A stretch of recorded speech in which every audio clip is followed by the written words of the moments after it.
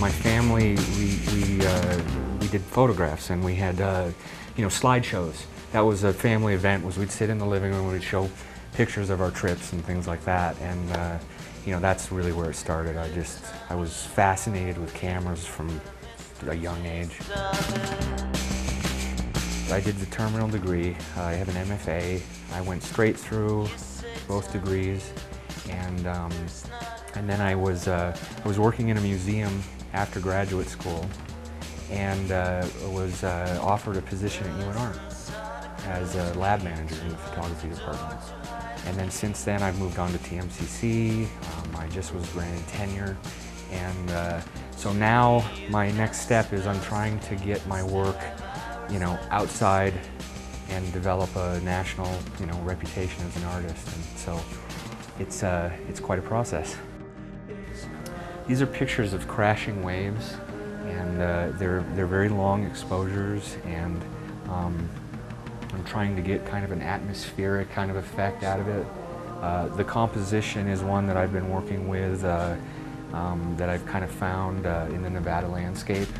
The striations that are left from the receding lakes that were here millions of years ago, the Lake Lahontan and things like that.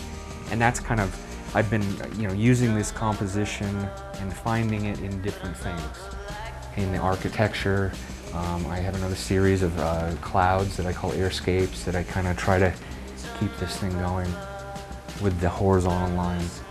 It's Nevada skies, I call it airscapes, and what I do is I'm just constantly watching the cloud formations that we have here and looking for something unique that I haven't seen.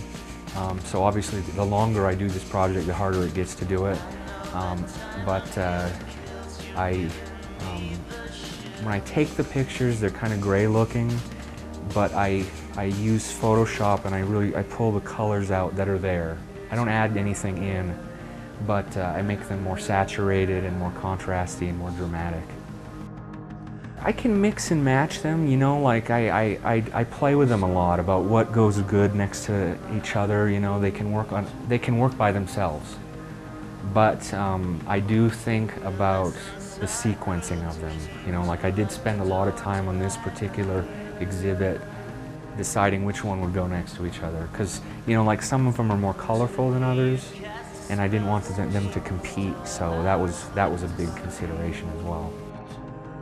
I am very, very influenced by the painting medium.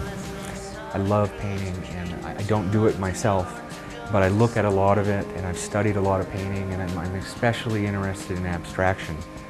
And a lot of the painters from the 50s and the 60s are favorites of mine. The social event aspect of it. I meet a lot of people. I've made a lot of friends here. You know, for me, it's something, you know, I like to give back to the community. I'm making this work anyway, and I want to show it here. I want people to see what I'm doing.